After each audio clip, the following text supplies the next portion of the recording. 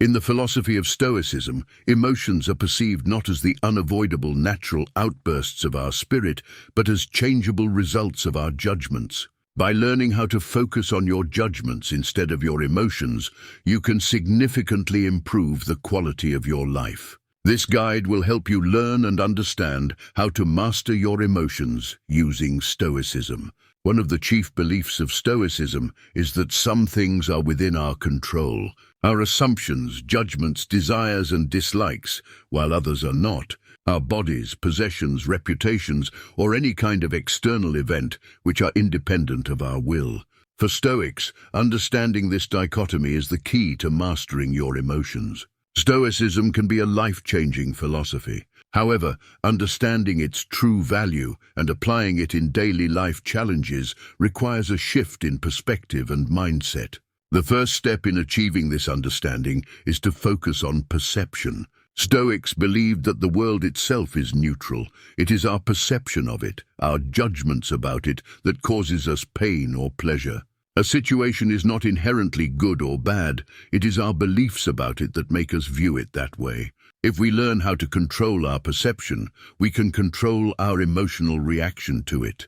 For instance, imagine being stuck in heavy traffic on your way to a vital meeting.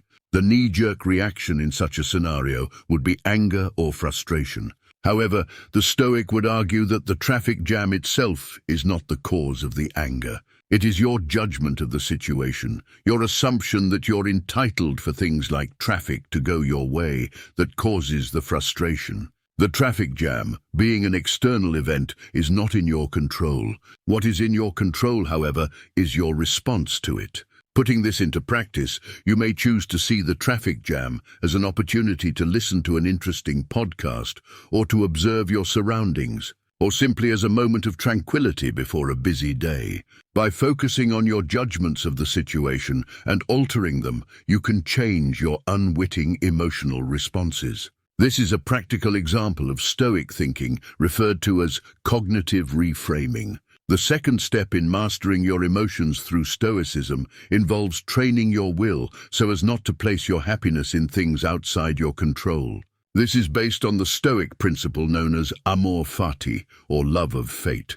Stoicism pushes us to embrace every moment of life, regardless of its nature. The idea is not to just accept, but to love every situation, including the worst, and see it as an opportunity to grow. Following the example given earlier, you might begin to see the traffic and the delay as a way to practice patience, a virtue highly regarded in Stoicism. Instead of being frustrated with the uncontrollable, you aim to love it because it is part of your fate and cannot be changed.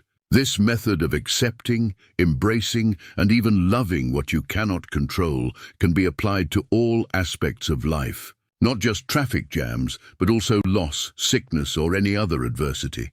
Another Stoic concept that aids in emotional mastery is negative visualization. Sometimes, in order to appreciate what we have and maintain inner tranquility, we must visualize the negative.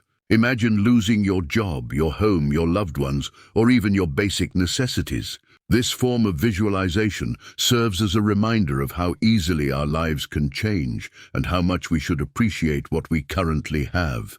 It helps in countering any feelings of entitlement and encourages us to cherish the present moment.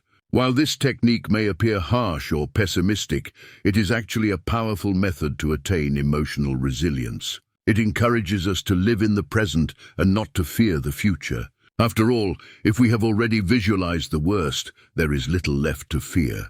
Additionally, and at the risk of sounding paradoxical, by constantly picturing the worst-case scenario, we are impressing upon ourselves just how good our reality actually is. Last but not least, in applying Stoicism to emotional mastery is practicing virtue or arete, which was deemed the only good in Stoic philosophy.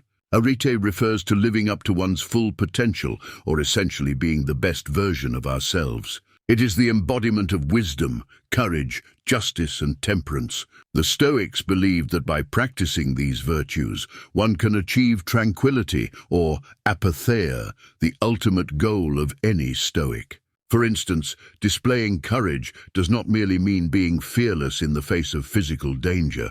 It can be as simple as standing up for the truth or acting against injustice. Similarly, practicing temperance involves not only restraining excessive indulgences, but also maintaining a balanced mindset and controlling emotional reactions. Wisdom entails understanding the nature of things, discernment of different perspectives, and most importantly, recognizing what is within our control and what is not.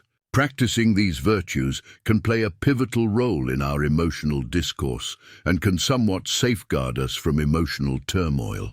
In conclusion, Stoicism encourages us to focus on what is within our control, to accept that external events are neutral and our responses to them are within our control, to train ourselves to love our fate, to practice negative visualization, to cultivate gratitude, and to live virtuously. All these practices together can help us master our emotions and lead a more tranquil, fulfilled life. Remember, comprehending and applying Stoicism doesn't happen overnight. It is a lifelong journey.